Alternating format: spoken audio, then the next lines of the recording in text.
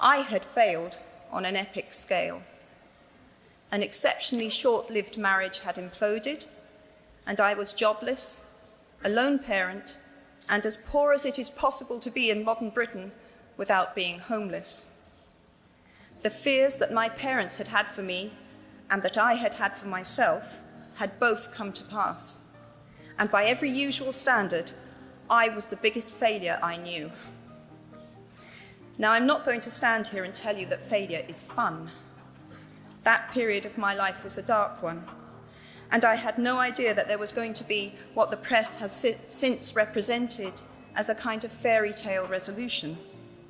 I had no idea then how far the tunnel extended, and for a long time, any light at the end of it was a hope rather than a reality.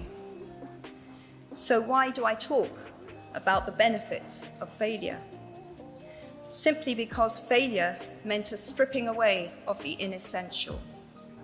I stopped pretending to myself that I was anything other than what I was, and began to direct all my energy into finishing the only work that mattered to me.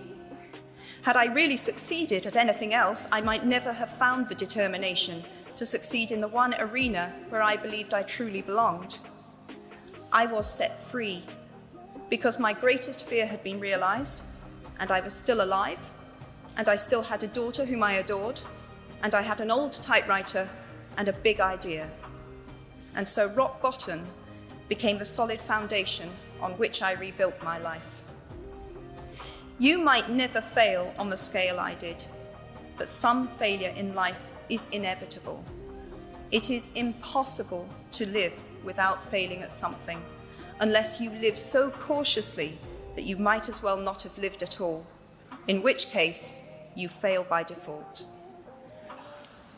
Failure gave me an inner security that I had never attained by passing examinations. Failure taught me things about myself that I could have learned no other way. I discovered that I had a strong will and more discipline than I had suspected. I also found out that I had friends whose value was truly above the price of rubies. The knowledge that you have emerged wiser and stronger from setbacks means that you are, ever after, secure in your ability to survive. You will never truly know yourself or the strength of your relationships until both have been tested by adversity. Such knowledge is a true gift, for all that it is painfully won, and it has been worth more than any qualification I ever earned. So given a time turner, I would tell my 21-year-old self that personal happiness lies in knowing that life is not a checklist of acquisition or achievement. Your qualifications, your CV, are not your life, though you will meet many people of my age and older who confuse the two. Life is difficult and complicated and beyond anyone's total control, and the humility to know that will enable you to survive its vicissitudes.